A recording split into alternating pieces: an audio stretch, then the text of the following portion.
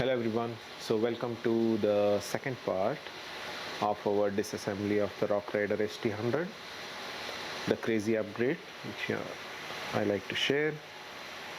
So in the previous video I didn't really show the handlebar, so if you are interested to know, I have these Recon grips, the Tektro brakes, and this is one of the SRAM to control the air shocks. Just have a GoPro mount and a cyclic mount. The same with the brakes, rear brakes, and the shifters. So these are the Deore shifters. This is our, of course, the seat post controller. So I'd like to first remove these today to start off with, so that this is out of the way and we can clearly see the next set of items. So let me take maybe a smaller one and see if it fits. So this comes off with the screw. It's pretty easy, but again it's not been removed for long, so hopefully nothing's rusted or anything. Hope so. This came up pretty easy, nothing much, not much of a issue there. Next, for the shifters, I think I need a standard 5 or 6 mm should work here. So let me just unscrew this. Again, these are the Tektro brakes. Hopefully that helps me a bit to ease up on doing this. Oh my god. Okay, that's out of the way. Okay, this lever. Okay, hang in there. This GoPro mount. And oh yeah, I have a bell here as well. It's a very sleek bell. So let's do the same this side, starting off with the handlebar grips. Okay, easy enough. I think that's the only thing which has. Do I have anything else? Okay, do have the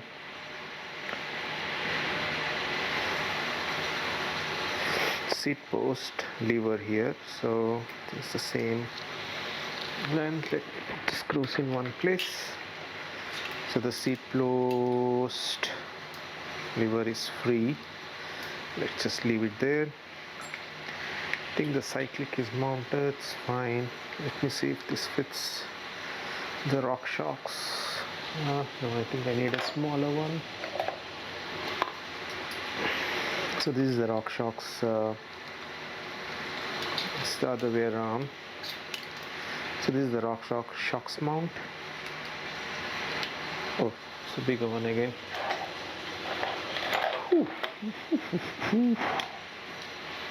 This. Okay, it's the standard 4 mm looks like. Again, these are the clip-on type, so you don't actually have to remove the handlebar if you are planning to install these. So this should fit just by removing a screw. Let me just keep it there. So this is the RockShox one.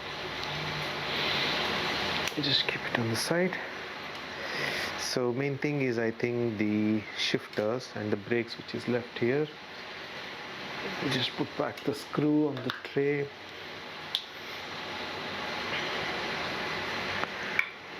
Shifter is simple enough, just one screw. Usually it's all 4 mm. Should be straight. Again, I think even for shifter,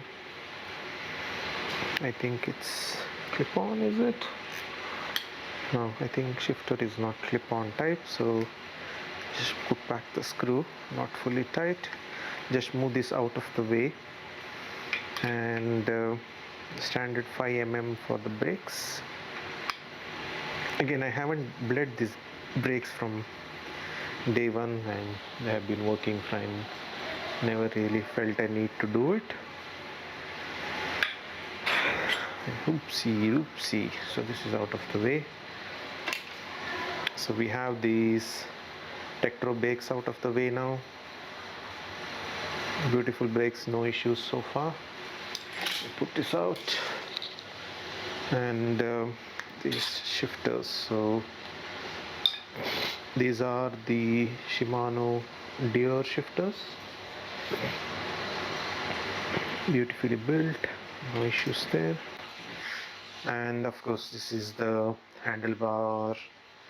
I think it was 700 mm, this whole handlebar, so I had cut it down because I think it's in Singapore, it needs to be, I think, if I'm not wrong, it should be 600 mm. So I had cut it down to 600 mm to make this work. I just wanted to show you the original headset bearings along with the cups which came in. So the one which is on the bike is of course the our Cane Creek one. So the typical one which is on the bike has this, I don't think these are cartridge bearings, but the basic bearings which are, well, for the normal usage it's fine, there's no issue, but if you want to really take it off-road, would recommend to update the headset. Again, the reason I was trying to show is this is the RockShox fork which I showed in the previous video. So the RockShox fork still, if you buy the correct size or not, you can just check by putting in the original headset and cups and bearings on it. So that should be good enough for you to verify. And of course the sizes, everything I have put it down in the description as well, so you can have a look at that. But yeah, typically it should fit everything. The only additional work you need to do is, of course, you need to put in the main plug here to fix the headset top cap. So without this won't work. This actually comes with the fork if you're buying, so just make sure you keep in mind when you're upgrading the fork here.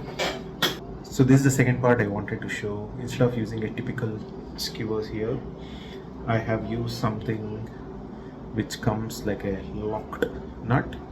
The reason again is because, again, considering the frame is not up to mark, anything else we can solidify on the cycle would be better.